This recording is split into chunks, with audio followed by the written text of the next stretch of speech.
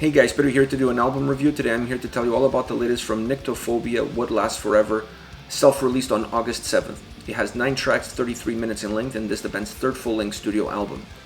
These guys are from Germany. They play an old-school style of melodic death metal, and for the fans of the genre, I really feel like this is an album that's going to take all the boxes. For me, the first box was how consistent this record was. It's consistent on its structure, on its sound, approach, and vocals.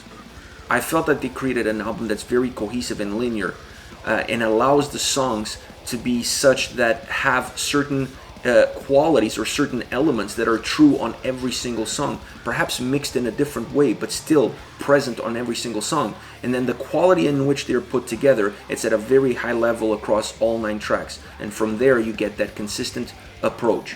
You also get that approach in the structure of the album.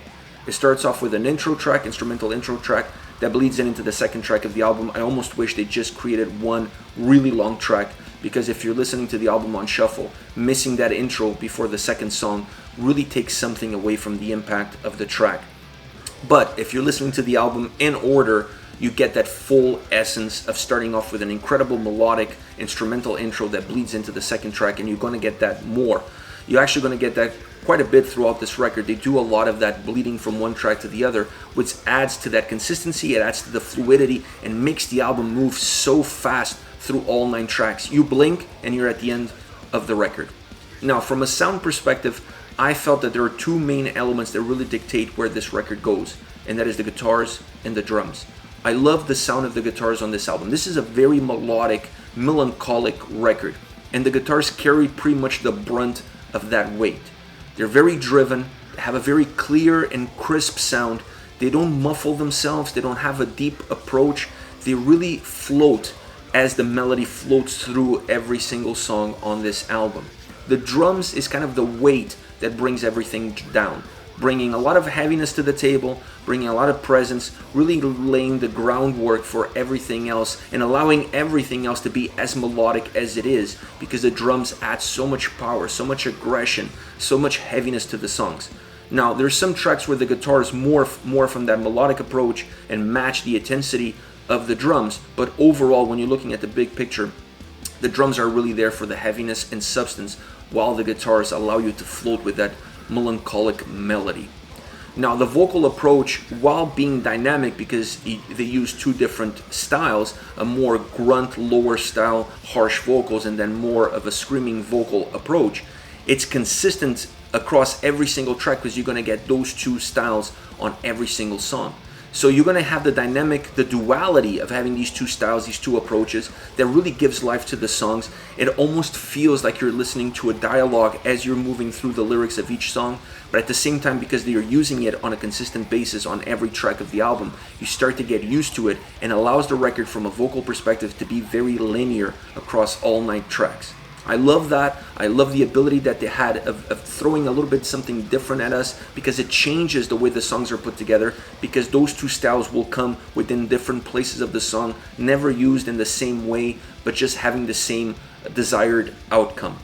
Overall, this is a very outstanding mellow death record. I'm surprised that no label, either medium, small, or large, pick up these guys to release this album.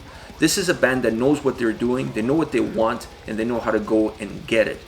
It's surprising to me that this is a self-release, considering the quality, and once again, this is the word of the day, the consistency of this album through all 9 songs. There's just no dip in quality, there's no dip in performance. This is an album that what you get and what you see at the first song is exactly what's going to happen throughout the record. There's just no valleys in this album, just very linear, very dynamic, very fluid.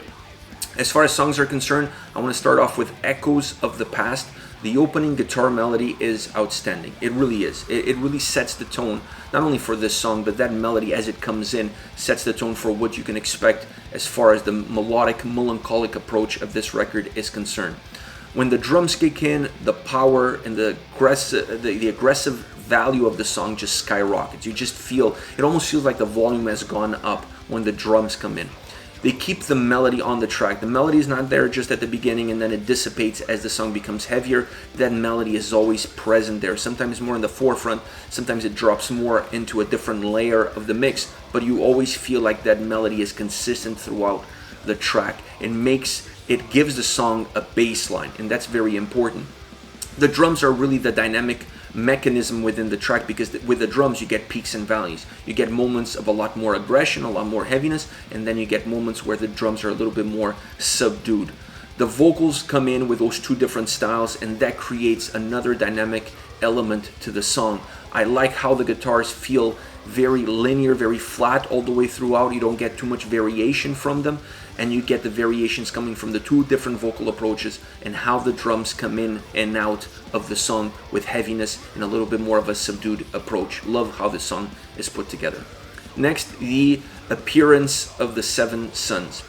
This song almost has an Iron Maiden-esque feel to it. The melody that the song has an Iron Maiden-esque feel and sound to it, and I love it.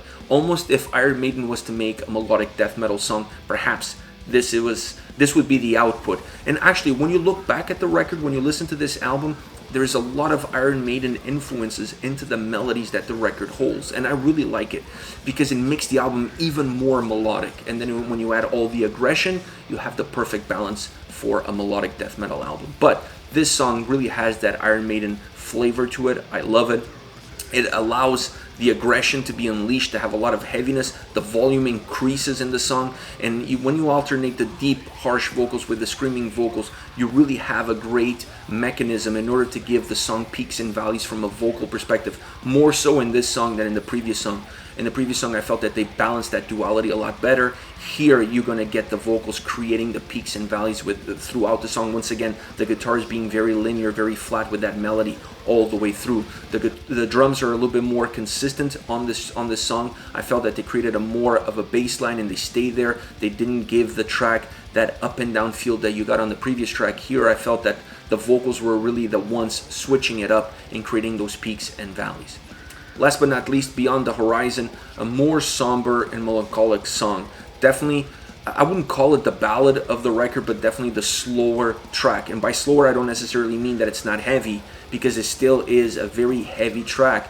It just doesn't have the same tempo that the rest of the album has before and afterwards. This is the song that comes around the middle of the record, really breaks the album into the middle, and allows the record to get a little bit of a dip before it resets itself and it skyrockets towards the end of the album. So I like the style and the approach that this track has. I like that melancholic soundscape that creates that atmospheric element of just being very somber. It's a very somber, dark track, very subdued. But like I said, still very heavy, still moving at a very heavy pace, just not fast. Slower, more methodic, more calculated, if you will. But I love the overall construction, and I love the overall mood that this track has to offer. This is it, guys. This is Nyktophobia with What Lasts Forever. Once again, this was self-released back on August 7th. Let me know your thoughts on the band. On any of your favorite songs, use the comment section below. I'll be reading those and getting back to you. Take care, guys.